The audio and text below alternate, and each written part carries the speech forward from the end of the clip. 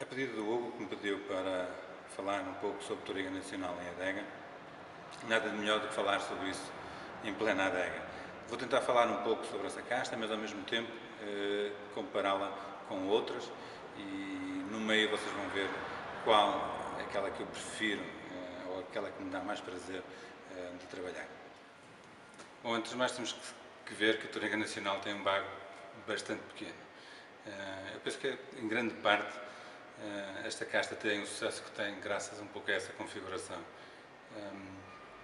Para terem uma ideia, um bago de Toriga Nacional pesa mais ou menos 1 grama.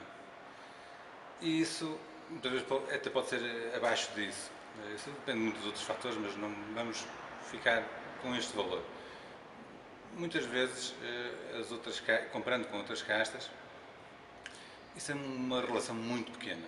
Portanto, se queremos ter a mesma relação polpa-película ou mosto-película, e esta relação é muito importante no caso dos vinhos tintos, fiquem com esta ideia de que uma tinta roriz, por exemplo, pode chegar a 1,8 gramas, pode passar até a 2 gramas e meia. A Toriga Franca um pouco menos. De modo que se queremos ter a mesma relação mosto, quantidade de película, veja a quantidade de mosto que nós não deveríamos tirar para que essa relação se mantenha próximo aos níveis da Toriga Nacional. Isso, sem dúvida, é uma das coisas que eu trabalho e que gosto muito de ter isso em atenção. Outra coisa muito importante é que o bago vai ter que ser esmagado e, portanto, isso é uma das fases muito importantes em termos de vinificação, porque temos que adaptar as máquinas que temos a essa configuração. E, portanto, não nos podemos esquecer que, enquanto que num tradicional lagar nós temos a hipótese de pisar a pé, nós, no caso onde não temos essa pisa, o esmagamento tem que ser feito, ou prioritariamente tem que ser feito logo à chegada, através do esmagador. E, portanto, toda essa disponibilidade em termos de mosto e de película triturada terá que ser garantido logo à chegada. De modo que, se perguntarem se eu faço sangrias na Toriga Nacional, não faço. Nas outras castas, claro que faço, e não aos níveis da Toriga, não para ter a mesma relação que temos na Toriga Nacional, mas obviamente que assumimos aqui alguma sangria, nomeadamente em tinta roriz, onde poderemos ter uma relação muito alta. Obviamente que nunca para os níveis da Toriga Nacional, porque isso obrigaria a incríveis sangrias, mas obviamente tentarmos aproximar. Idealmente, claro que está, deveríamos controlar esse peso ou essa dimensão de bago na vinha e, portanto, isso teremos que assumir alguns tratamentos no campo para que depois não tenhamos que resolver a questão em adega. Em termos de maceração, a Toriga Nacional é uma casta que não necessita de grande trabalho. Sinceramente, há espaço para Torigas Nacionais elegantes, há espaço para Torigas Nacionais muito concentrados. Vocês sabem que o Douro tem casos de Torigas Nacionais com 12,5 e pode ir até aos 17. Obviamente, estilos completamente diferentes. Teremos um vinho bastante elegante, floral, no caso de 12,5. Teremos algo bem sobremaduro, muito mais concentrado, mais rico, no caso dos 17. Portanto, é muito polivalente em termos de maturação e depois que nos permite depois abordar a maceração em adega de uma forma diferente. Já a tinta roriz, por exemplo, é algo de um ciclo bem mais curto. Com 12,5 é impensável ter uma tinta roriz em condições, será sempre muito vegetal, muito verde. No caso de uma tinta roriz com 16,5, 17, seria impensável porque estamos a falar de aromas muito sobremaduros e muito pouco elegantes. De modo que, neste caso, se compararmos as duas castas, a Toriga Nacional é muito mais versátil. Mas, de qualquer forma, em termos de maceração, no caso de 12,5, teremos que ter um outro cuidado, porque senão vamos extrair algo que não nos interessa e que será sempre também alguns taninos um pouco verdes, enquanto que com 16,5, 17 estaremos muito mais à vontade. Eu prefiro trabalhar a Toriga Nacional à volta dos 14,5, 15, mas depois temos duas hipóteses, ou em lagar ou então em cuba fechada. Aqui vai depender muito do estilo. A Toriga Nacional, uma vez mais, muito polivalente. Obviamente que na cuba fechada teremos vinhos sempre muito mais frescos, muito mais frutados, uma parte floral muito mais facilmente preservado em cuba fechada. Em lagar, obviamente, será sempre aquele estilo bem mais rústico, bem mais potente. Essa elegância vai depender muito do ano, vai depender muito da acidez, mas será sempre muito mais concentrado em lagar do que em cuba.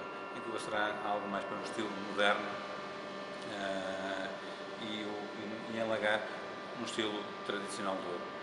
Bom, depois da fermentação, e já viram que depende muito do ano e depende muito do estilo de vinho a elaborar, vem a questão também do estágio, que também depende, obviamente, do estilo de vinho a elaborar. Mas estão a imaginar uma Touriga Nacional muito frutada e com algum floral, envelhecida em cascos de carvalho americano? Eu, sinceramente, não. Penso que a barrica melhor adaptada a esta casta será sempre um carvalho francês, de tosta média, não muito longa, mas porque necessita de um envelhecimento, de um estágio em madeira que molde ainda algum tanino não tão nobre, porque não há dúvida que a Touriga Nacional tem aquela relação de pouco volume para tão grande quantidade de película e essencialmente de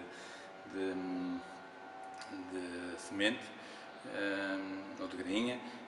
Obviamente que há sempre aqui uma outra necessidade em termos de estágio, que será tentar moldar essa parte tânica resultante da maceração durante a fermentação. De modo que, em termos de tipo de madeira, será esse. Em relação ao tempo de estágio, obviamente que aí já não posso pronunciar, mas no nosso caso, ou no meu caso, já usei 6 meses, não é o caso do Touriga Nacional de 2009, mas poderá ir até aos 12, 14 meses.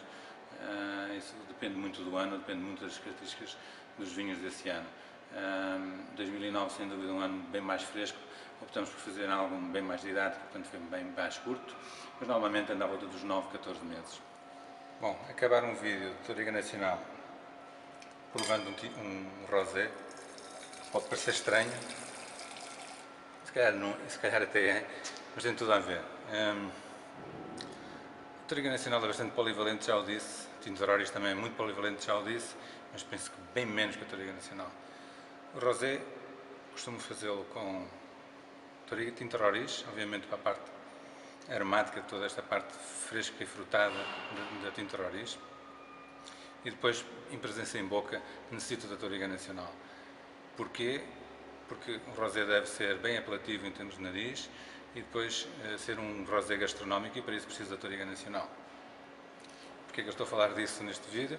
Porque lembram-se que eu falei que não faço sangrias em Touriga Nacional. De modo que este rosé é feito de prensagem direta de Touriga Nacional e depois sangria de Tinto Roriz. É assim que eu faço o rosé.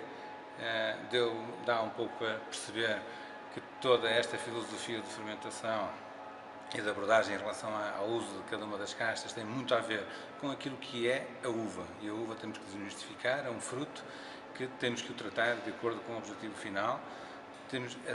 O seu grau de maturação é bastante importante e, portanto, a partir daí, tendo em conta o vinho a produzir, temos que o abordar de maneira diferente. Não me vou prolongar mais. O vinho é para ser apreciado de uma forma descontraída e acabo com o rosé num vídeo dedicado à Touriga Nacional, mais conhecida pelos excelentes tintos que ela produz. À vossa.